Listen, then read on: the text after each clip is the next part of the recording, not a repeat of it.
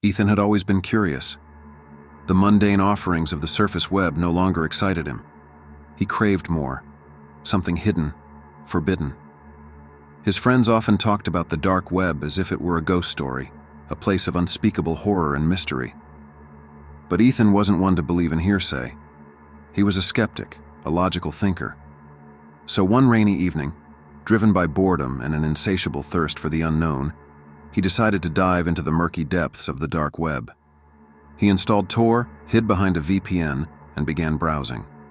At first, it was nothing more than a jumble of illegal marketplaces, questionable forums, and conspiracy websites. But as the hours passed, Ethan came across a strange link buried deep in a chat room.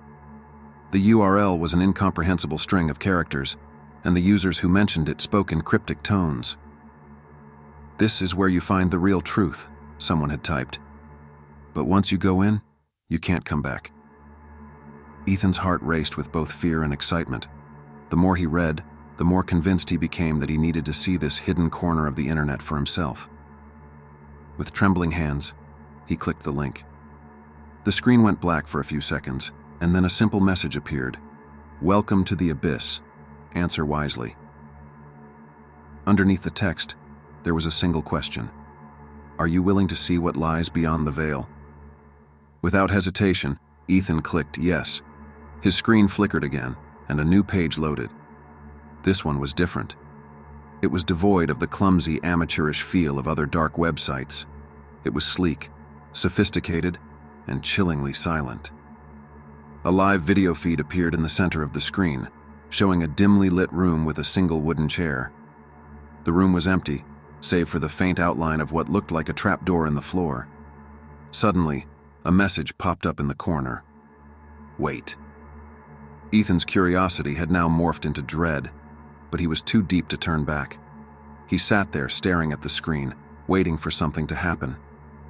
Minutes passed, and then the trapdoor in the video feed began to open. Slowly, a figure emerged from the darkness below. It was a man, or at least that's what Ethan assumed. His features were distorted, like his skin had been stretched too tight across his face. He moved jerkily, like a puppet on invisible strings. The figure sat in the chair facing the camera. He did nothing, said nothing. He just stared into the lens, his black, soulless eyes locking with Ethan's through the screen. Another message appeared. "ASKAQUESTION."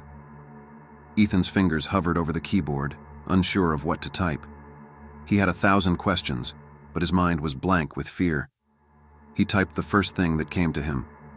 "What is this place?" The figure's mouth twisted into a grotesque grin, and he spoke in a voice that sounded like it came from the depths of a cave. "This is the abyss, the place where lost souls wander, where the deepest fears come to life. And now, you are a part of it." Ethan's heart pounded in his chest. His instincts screamed at him to close the browser, to shut off his computer and walk away. But he couldn't.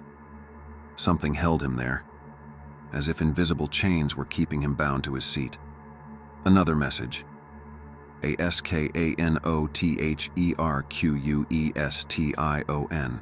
Ethan's hands shook as he typed, "Why am I here?" The figure leaned forward, his distorted face filling the screen. His grin widened. "Because you sought it. You wanted to see the truth, and now you will. But be warned, the abyss does not give without taking. To see what lies beyond, you must give something in return." Ethan felt a chill run down his spine.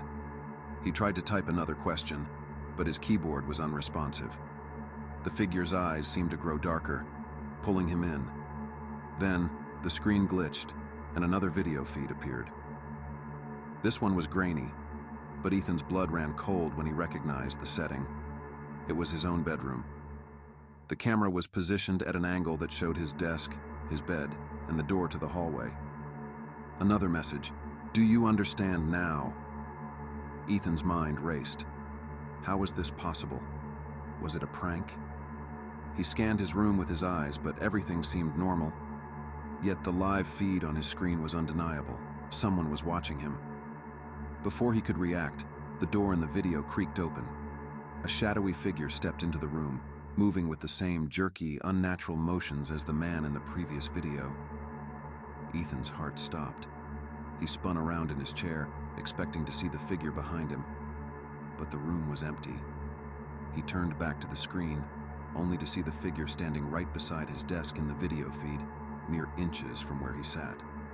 Frantic, Ethan slammed his laptop shut, his breath coming in ragged gasps. He bolted from his chair, running to every window and door in his apartment, checking the locks. Everything was secure, yet the image of the figure standing in his room lingered in his mind. For the rest of the night, Ethan sat in the corner of his apartment, clutching a kitchen knife, his eyes darting to every shadow. The hours passed, but sleep never came. The next morning, he cautiously opened his laptop, praying that what he had seen was some twisted nightmare. But when he did, his stomach dropped. The screen was still on, the dark website still active. The video feed of his room was gone, replaced by a final message. You looked into the abyss. Now the abyss looks into you. Ethan never touched the dark web again, but it didn't matter. From that night onward, he could feel it. Something was always watching him, lurking just beyond the edge of his vision. Every time he looked at a reflection or caught a glimpse of a shadow, he feared that the distorted figure would be there, waiting. And deep down, Ethan knew that one day, when his guard was down, the abyss would come to claim him.